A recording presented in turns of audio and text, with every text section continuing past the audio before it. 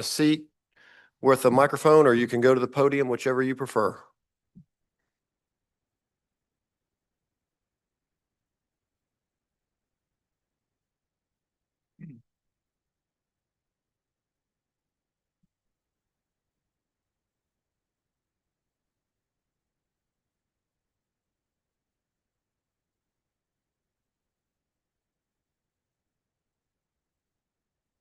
Go ahead and begin with HB 1719, Prevention Strategies on Financial Fraud. Yes, thank you, Mr. Chairman. This House Bill 1719 is a study committee to study prevention strategies. Will you speak a little bit more into the microphone? Yes, sir. Thank you, Mr. Chairman. House Bill 1719 is a study committee to study prevention strategies for financial fraud and other related scams regulated by our Securities Division, as well as improving investor education. And so we'd be creating a study committee. Does anyone on the committee have any questions regarding this? Senator Hickman?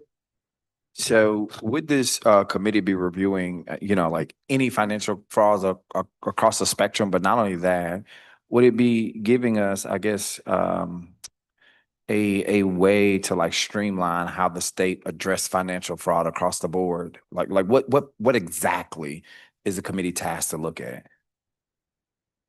Yes, sir. Thank you, Senator, for that question. That's part of why we want the study committee, is because we have seen a drastic increase in investigations from our office, our Securities Division. In 2023, we had 72 open investigations. This year, or in 2025, we had 141, with a 285% increase in those investigations centering around vulnerable adults being scammed through our Securities Division.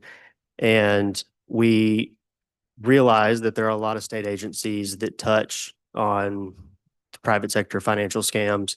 And it's, as you know, hard to get 5 or 7 plus state agencies together to discuss these issues and how the state can better not only respond to them, but help with investor education. And so that this study committee would bring all of those voices to the table. Thank you. I think it's a great idea. I just want to make sure that this committee that we're tasking asks the hard question, does what needs to be done, and if we need to do deep digging and comprehensive things, I want to make sure we get that done. Thank you. Senator Boyd? Do y'all expect to be able to look at deed fraud while you're in this committee?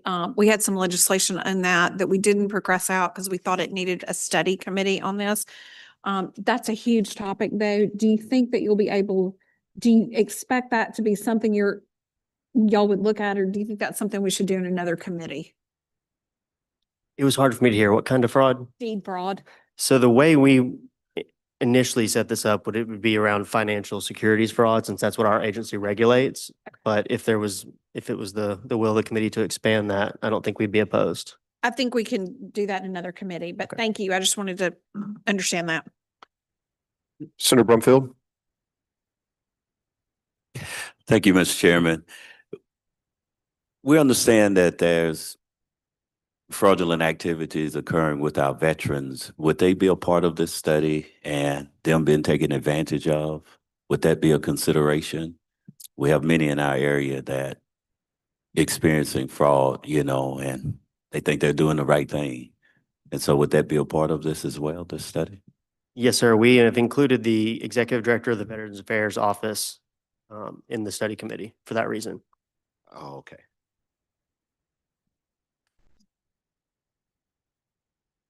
Okay, thank you. Any other questions by committee members? If not, there is an amendment that I'd like to propose to the committee. It would be adding the president of the Mississippi Bankers Association or a designee to the list. Are there any questions about that? If not, is there a motion to adopt that? Motion is to adopt that amendment. All those in favor say aye. Any opposed? We'll add that amendment. Now, if there's no further questions, do we have a motion for? Efficient, do pass, strike all. Then motion is Taos Efficient, do pass, strike all. All those in favor say aye. Any opposed?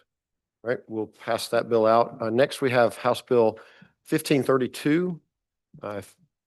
Colby, if you don't mind letting us, giving us some information on that bill as well. Yes, thank you, Mr. Chairman. So House Bill 1532 is a bill that passed the Senate last year. And this bill creates a mechanism for the Secretary of State's office to remove fraudulent filings from our system, our business filing system, and protect that personal information from public record. A little bit of context is that under current law, if somebody created an LLC and they took my name and they said that their registered agent was Colby Williams, and they used my home address and my phone number, and I was not aware of that. If I found out, if I got mail or any other way, and I contacted the Secretary of State's office, there's nothing our agency can do to remove that business filing because it's clearly a fraudulently filed business. There's nothing we can do to protect that personal information that is tied to that business from the public record, which has created some obvious problems. One, it's led to personal information being used without consent. And that information is not only used without consent, but it's being tied to a business that's most likely committing scams or fraud, or else they wouldn't have misused information. And it's also giving that filing credibility. So when a banker or in some kind of investment advisors, nonprofits, different private industries look to our website for business filing, while our filing system should not be used as a credibility for that, as a way to determine the business's credibility just because they're in good standing, it often is used that way. This wouldn't solve that problem holistically, but when we know a business is fraudulent, it does give it credibility when it's in good standing with the Secretary of State's office.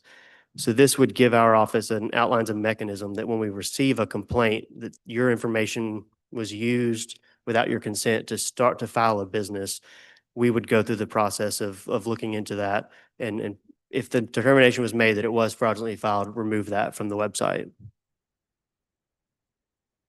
Any questions by committee members? Senator Sparks?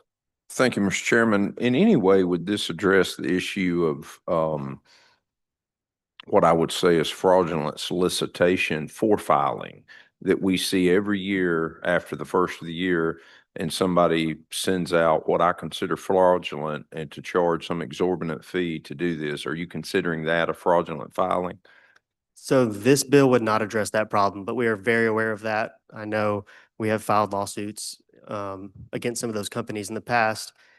That is an ongoing issue that we discuss routinely, but this bill would not address that. And that I did want to clarify that this would be, the filing itself was fraudulent. So if somebody filed a business and they used their right name, address, phone number, and they went and committed fraud with that business, this would not, they're violating the law, and there are consequences and actions that can be taken. Currently, this is if the information, if the filing with our offense itself was fraudulent. Thank you.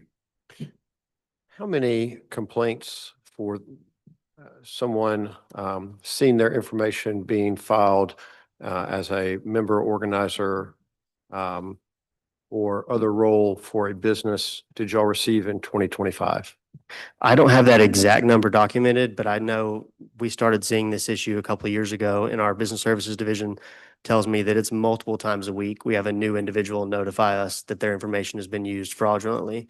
And if I can add to Senator Sparks's question, we actually find a lot of them because of the other scams that are being committed, because people get notices to their house that say, you need to file your annual report. And they say, I don't even have a business. And they look into it and they find out that there is a business filed in their name. So it's been a double-edged sword that we have scams that are ongoing that are also alerting people of other scams using their information. Thank you. Any further questions by committee members? If not, do we have a motion? Motion is title sufficient to pass. All those in favor say aye. Are there any opposed? Okay, we'll pass that bill out. Last on our list is HB 1642, authorized notice of dissolution of corporations LLCs electronically. Please go ahead and talk through that with us. Thank you, Mr. Chairman. So House Bill 1642 is a bill we've passed through the House a few times. But to give a little context to how we got to where this bill is, there was a bill passed in 2021 Senate Bill 2204, which required all businesses when they're created or filing their annual report after that date to give an email address on their annual report. So that was the first step back in 2021. We let that proceed for 2 more years to make sure that every business filing in the state of Mississippi has an email address with our office. In 2023, we passed House Bill 1101, which allowed the Secretary of State's office to provide email notice if the business opts into receiving that notice of if they get to the point of needing a dissolution notice. This bill would go another step further 2 years later that would allow us to only use email notification for these notices. Some context is that last year, in 2025, we spent roughly $65,000 mailing these notices. So if this were to pass, it would be not only a savings to our office, but the bigger issue is we agree this would increase response rates. I know sometimes there's concern that people may not check their email and they're going to receive the mail more often. But the data we see from the roughly 80% of businesses in Mississippi that have opted into this already is that the response rate on email notifications are much higher than through postal mail. So currently, are those notices mailed via certified mail? Yes, sir. Okay. And would they, this would allow for you to do electronic mail notifications, but the intention, as I understand it, would be to reduce the number of outstanding from the emails and then send a certified mail before official dissolution to a smaller number of people. Is that accurate? We would be able to do that. But it wouldn't be required by law to send that paper one. For the way it's written now, it would only require us to send the email notice. Currently, we send email notices and then we send, starting in the fall, because April 15th is the deadline, starting in the fall, we send through Postal Service, and then 60 days after that first one, the business is dissolved. This would be that notice in the fall would also be email. I think I was notified before the meeting of some people with concerns about notice.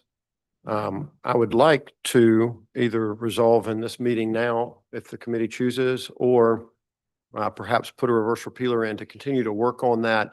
I think it's much easier to get on board with electronic service for a period of time to reduce the number of mailouts you do, but before an official dissolution, a certified mail seems like it is a proper noticing option.